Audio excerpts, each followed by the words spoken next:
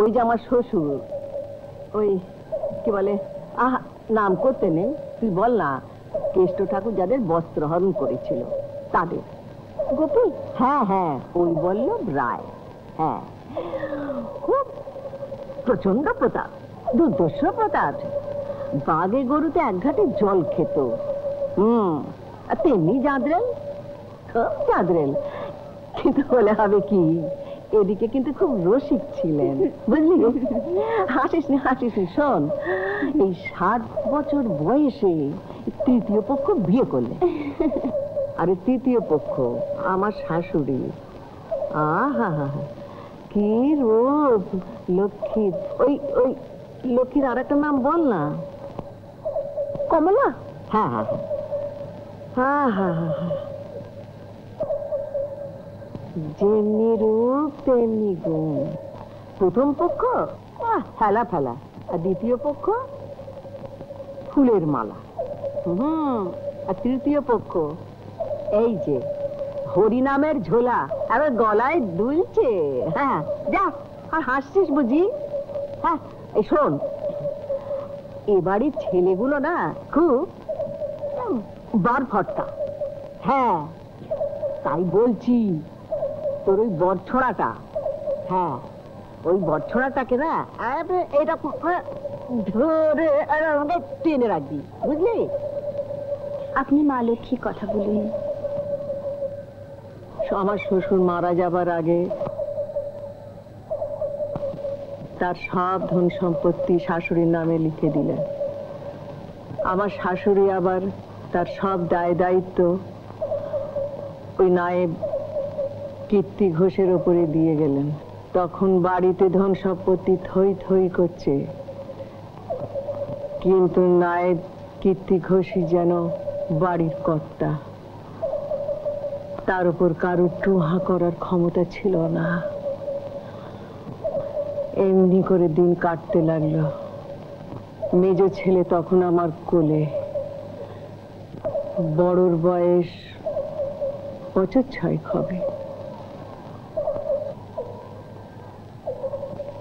সপ্তমী পুজোর দিন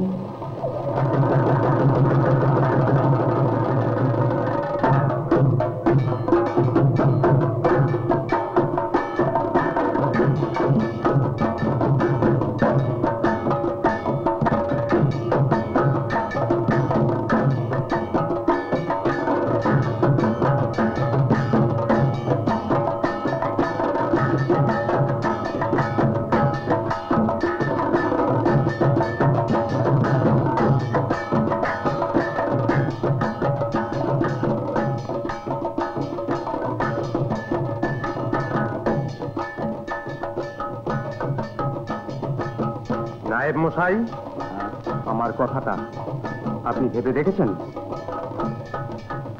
হ্যাঁ, কিন্তু আমার কিছু করার নেই। নায়েব মশাই, এই তাহলে আপনার শেষ কথা? হ্যাঁ, রানীমার হুকুম ছাড়া সিন্ধুকের চাবি আমি কাউকে দিতে পারবো না। আর আমার হুকুম আপনি ভুলে যাবেন না, আপনি আমার অধীনস্থ কর্মচারী। তোমার নয়, রানীমার। তার হুকুম ছাড়া আর কারো হুকুম আমি মানতে বাধ্য নই। কিন্তু আমি এই জমিদারির উত্তরাধিকারী। যতদিন রানীমা বেঁচে আছেন সব সম্পত্তি রানীমার। তুমি এই জমিদারি কেউ না।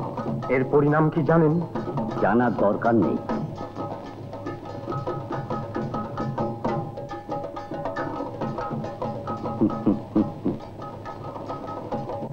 ঘরে যাও প্রাণ বল্লভ, ঘরে যাও, মাথা গরম করো না। এই জমিদারির 2 পুরুষের নায়েব আমি। আমার নাম কীর্তি ঘোষ।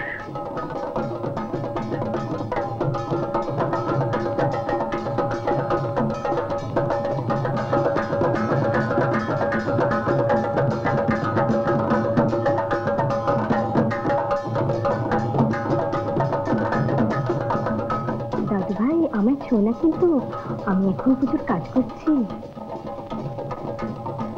গতবার কুম্ভ মেলা থেকে আচ্ছা পাগলকে দূরবীন এনে দিয়েছিলাম, জানেন রাত্রে শোবার সময়ও গলা থেকে ওটা খোলে না।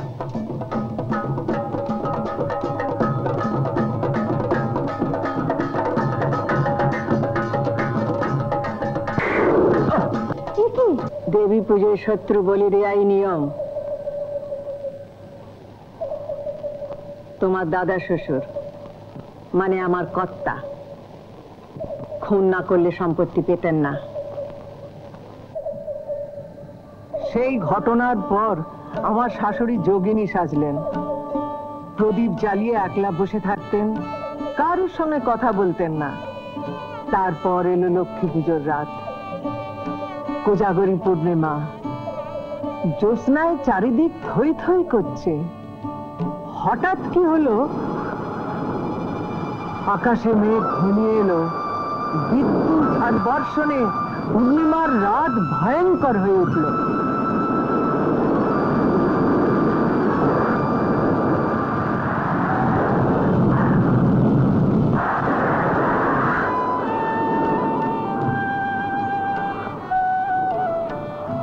এমন সময় দরজা খুলে ঘরে এলো একটি মেয়ে। মা, আমি বড় ক্লান্ত, আমার খুব খিদে পেয়েছে, আমার একটু খেতে দেবে মা?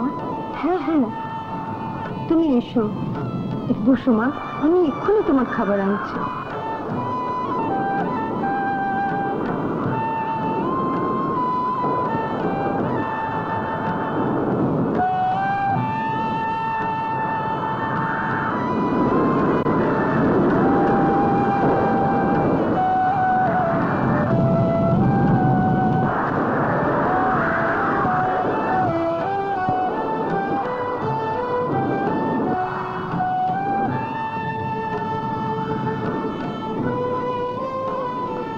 মা, আমার কি থাকতে দেবে না?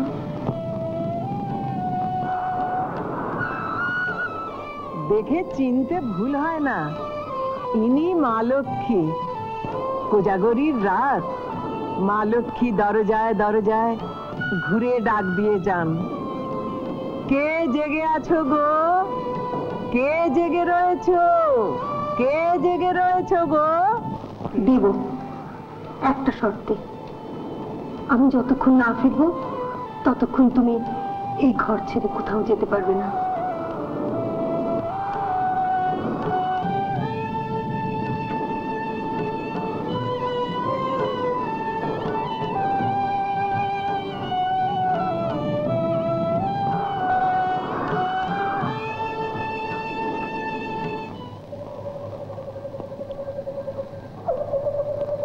সেই থেকেই চিরকালের জন্য লক্ষ্মী এখানে বন্দী।